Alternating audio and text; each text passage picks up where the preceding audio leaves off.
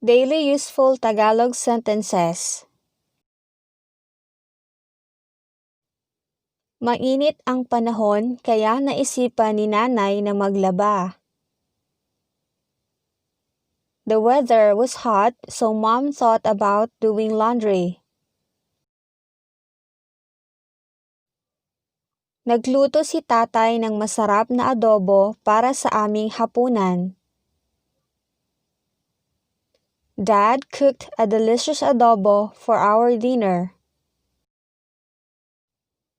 Naglalaro sina Jen at Peter sa parke tuwing linggo. Jen and Peter play in the park every Sunday.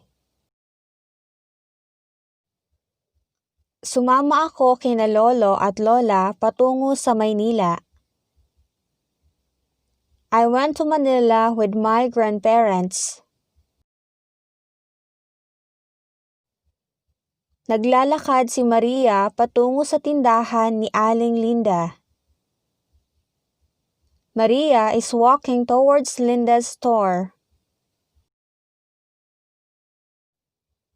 Tumalima si Mark sa lahat ng gusto ni Anne. Mark obeyed everything Anne wanted. Si Noel ay naglalako ng prutas araw-araw. Noel sells fruit every day. Nagtakbuhan sina Alice at Liza nang tumahol ang aso. Alice and Liza ran when the dog barked. Tumawa si Ben nang marinig ang utot ni Carl. Ben laughed when he heard Carl's fart. Nalungkot ang lahat nang mabalitaan ang masamang nangyayari. Everyone is saddened to hear that something bad is happening.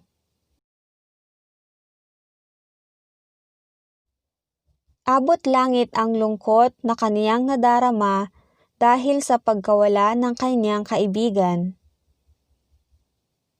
The sadness he felt over the loss of his friend reached the sky.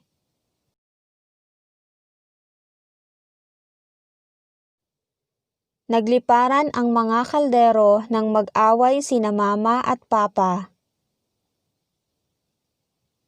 Pots flew when my parents quarreled. Masyadong maaga ang paghahanda nila para sa pista. They are too early to prepare for the festival.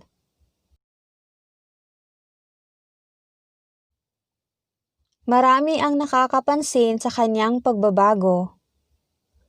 Many noticed his change.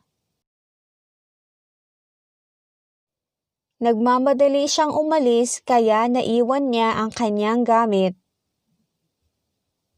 He hurried away so he left his belongings.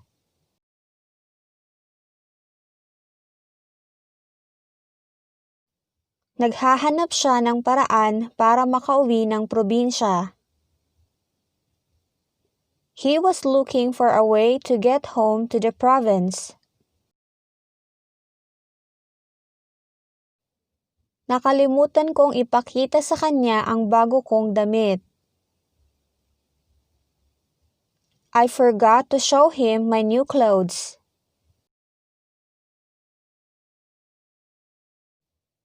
Binigyan ako ni ate ng magandang panyo. My sister gave me a nice handkerchief. Ito ang paborito kong unan tuwing gabi.